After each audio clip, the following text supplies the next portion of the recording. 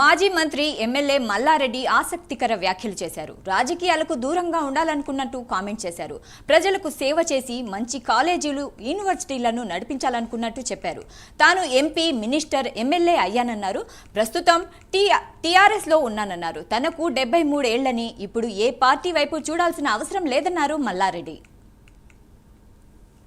రాజకీయంగా బీజేపీ వైపా, తెలుగుదేశం వైపా లేక టీఆర్ఎస్ వైపా కాదు. నేను ఇప్పుడు టీఆర్ఎస్లో ఉన్నా. నేను ఇప్పుడు ఏ వైపు చూసేటట్టు కూడా లేదు. ఇప్పుడు నాకు కూడా 73 సంవత్సరాలు అయింది. ఇంకా ఏ వైపు చూడవలసిన అవసరం ఏముంది? ఇప్పుడు నేను ఎంపీ అయినా, మినిస్టర్ అయినా, మళ్ళీ ఇప్పుడు ఎమ్మెల్యే అయినా, ఇంకా 3 ఏళ్ళు ఉంటా. నేను రాజకీయమే వద్దనుకుంటున్నా. ప్రజలకు సేవ చేసి మంచి కాలేజీలు, యూనివర్సిటీలు నడిపిస్తామని అనుకుంటున్నా. ఇప్పుడు రాజకీయంగా బీజేపీ వైపా, తెలుగుదేశం వైపా మాజీ మంత్రి ఎమ్మెల్యే మల్లారెడ్డి ఆసక్తికర వ్యాఖ్యలు చేశారు. ఇక ఈ విషయంపై మరింత సమాచారం అందించడానికి చందు అందిస్తారు. చందు గారు చెప్పండి. షాహిదా, కొద్దిసేపటి క్రితమే మాజీ మంత్రి మల్లారెడ్డి ఆసక్తికర వ్యాఖ్యలు చేశారు. నేను రాజకీయంగా బీజేపీ వైపా, టీడీపీ వైపా, టీఆర్ఎస్ వైపా అన్నది కాదు. నేను ప్రస్తుతం టీఆర్ఎస్ లో ఉన్నాను. నేను ఇప్పుడు ఏ వైపు కూడా చూసేటట్టు లేదు. నాకు 73 సంవత్సరాలు వచ్చాయి కాబట్టి ఇంకా ఏ వైపు చూడాల్సిన అవసరం ఏముంది?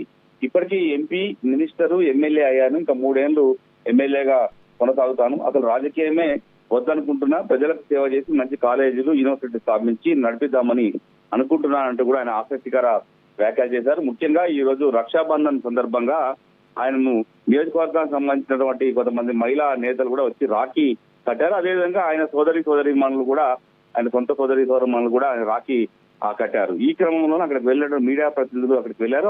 వాళ్ళతో ఆయన మాట్లాడుతూ ఈ వ్యాఖ్యలు అయితే చేశారు. ముఖ్యంగా చూసినట్టయితే ఇప్పటికే మల్లారెడ్డికి 73 సంవత్సరాలు వచ్చాయి. మొదటగా ఆయన టీడీపీలో ఎంపీగా గెలిచారు. ఆ తర్వాత ఆయన బీఆర్ఎస్ లో చేరారు. ఆ తర్వాత ఆయన బీఆర్ఎస్ మేడ్చల్ ఎమ్మెల్యే టికెట్ కూడా ఇచ్చింది. ఆ తర్వాత ఆయన మినిస్టర్ గా కూడా 5 ఏళ్లు కొనసాగారు. మళ్ళీ మొన్న ఎన్నికల్లో కూడా మేడ్చల్ నుంచి ఎమ్మెల్యేగా గెలుపొందారు. అయితే ముఖ్యంగా చూసినట్టుగా ఆయనకు వయోభారం కావచ్చు, కొంత యూనివర్సిటీలు స్థాపించాలి, వివిధ రాష్ట్రాల్లో కూడా యూనివర్సిటీలు నెలకొల్పాలని కూడా ఆయన భావిస్తా ఉన్నారు. ముఖ్యంగా అటు కర్ణాటక కావచ్చు, అటు బీహారు, యూపీతో ఆయన యూనివర్సిటీలు కూడా నెలకొల్పాలనుకుంటున్నారు. అదేవిధంగా ఆంధ్రప్రదేశ్ లో కూడా కొన్ని కాలేజీలు, యూనివర్సిటీలు పెట్టాలనుకుంటున్నారు.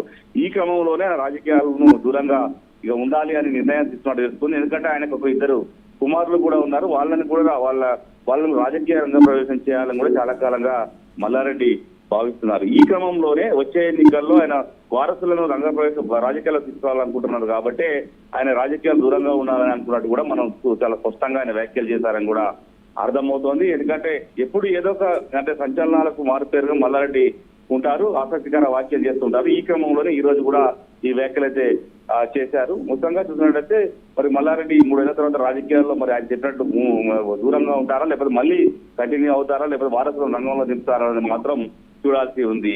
షాయిదా. Right, thank you Chandu.